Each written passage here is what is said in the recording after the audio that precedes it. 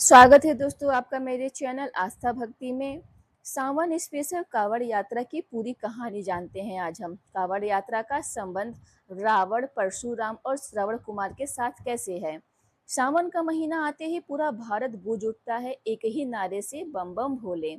लाखों शिव भक्त कंधे पर कांवड़ उठाकर नंगे पैर निकल पड़ते हैं, गंगा का जल लेकर शिवालय तक जाते हैं।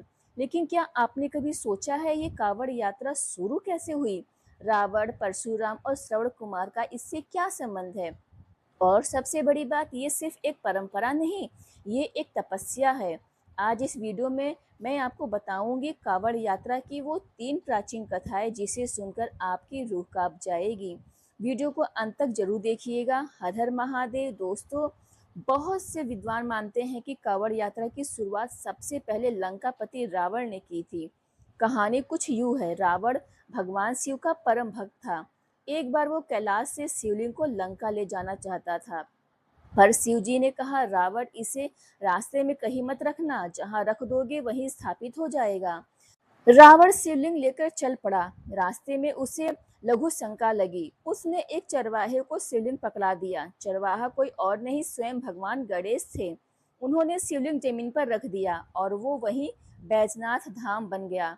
रावण बहुत क्रोधित हुआ। उसने शिव जी से पूछा, प्रभु, अब मैं आपको कैसे प्रसन्न करूं?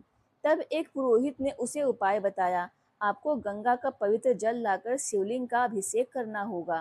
रावण ने पूछा, तो फिर इस पवित्र जल को शिवालय तक लाने का मार्ग क्या है? पुरोहित ने कहा, आपको एक बांस लेना होगा जिसके दोनों छोर पर जल के पात्र बंधे हों। उस बांस को अपने कंधों पर धारण करके बिना मार्ग में रुके और बिना उसे जमीन पर रखे सीधे शिवालय तक ले जाना होगा। रावण ने वही किया। वो लंका से गंगोत्री गया, गंगा जल भरा और कंधे पर कावड़ लेकर बिना रुके, बिना जमीन पर रखे बैजनाथ पहुंचा और शिव का अभिषेक किया। यही थी दुनिया की पहली कांवड़ यात्रा। इसलिए आज भी रावण को शिव का सबसे बड़ा भक्त माना जाता है। ध्यान रहे, आप जो जल लाएंगे उसकी पवित्रता किसी भी हाल में खंडित नहीं होनी चाहिए और वह जल पात्र भूलकर भी धरती का स्पर्श ना करे। दोस्तों, ये सिर्फ एक ही कहानी नहीं है। कांवड़ यात्रा की जड़ें इतिहास में और भी गहरी हैं। सबसे प्रामाणिक कथा जुड़ी है भगवान परशुराम से। भगवान विष्णु के छठे अवतार परशुराम जी अस्त्र शस्त्र के ज्ञाता और महादेव शिव के परम भक्त। एक बार परशुराम जी अपने पिता महर्षि जमदग्नि की आज्ञा पर भयंकर युद्ध से लौटे थे। उस महायुद्ध में चारों ओर भीषण रक्तपात हुआ था। शत्रुओं का नाश तो हो गया था, लेकिन परशुराम जी का मन भीतर ही भीतर बेहद अशांत था। उनका हृदय एक अजीब सी ग्लानि और पश्चाताप की अग्नि से जल रहा था। उन्होंने अपने शिष्य से कहा, मेरा मन अब शांत नहीं है। मुझे ऐसा प्रतीत होता है कि अब मुझे अपने परम आराध्य भोलेनाथ की शरण में ही जाना होगा।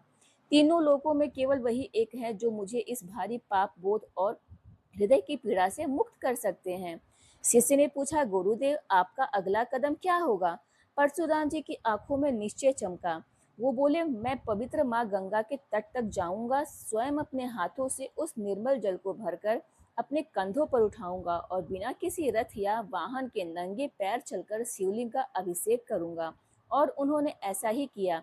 हरिद्वार से गंगा जल लेकर कावड़ बनाकर नंगे पैर वो उत्तराखंड के पूरा महादेव पहुंचे और शिव का जलाभिषेक किया। तभी से ये परंपरा चली आ रही है।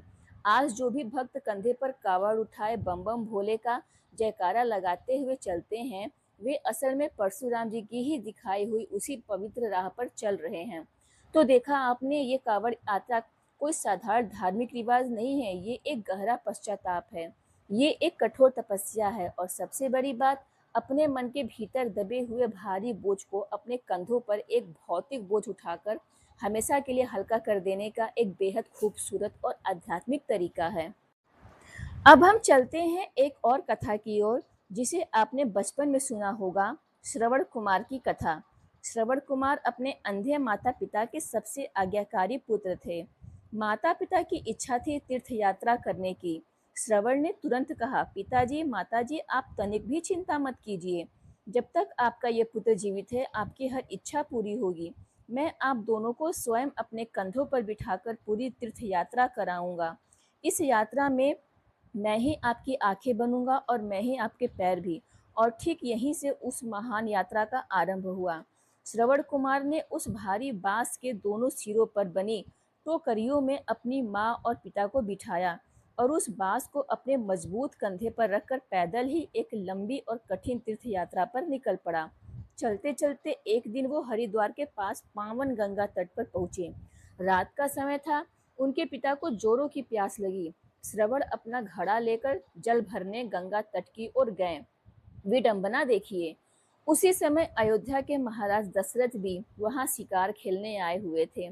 घने अंधेरे में जब श्रवण ने पानी में घड़ा डुबोया तो पानी भरने की गड़गड़ाहट की आवाज को सुनकर राजा दशरथ को लगा कि कोई जंगली जानवर पानी पी रहा है। उन्होंने तुरंत आवाज की दिशा में अपना अचूक शब्द भेदी बाण चला दिया और वो बाण सीधा श्रवण को लग गया। ये कथा हमें क्या सिखाती है? माता पिता की सेवा ही सबसे बड़ी पूजा है और श्रवण ने अपने कंधों पर न सिर्फ माता पिता को बल्कि अपने धर्म और कर्तव्य को भी उठाया था। आज के कांवड़िए भी यही करते हैं, अपने कंधों पर जिम्मेदारी उठाते हैं। आज करोड़ों शिव भक्त सावन में कांवड़ यात्रा करते हैं। कोई हरिद्वार से, कोई गंगोत्री से, कोई ऋषिकेश से। कांवड़ के प्रकार: पहला, सामान्य कांवड़, पैदल चलकर जल ले जाना। दूसरा, डाक कांवड़, बिना एक पल रुके दौड़ते हुए यात्रा पूरी करना।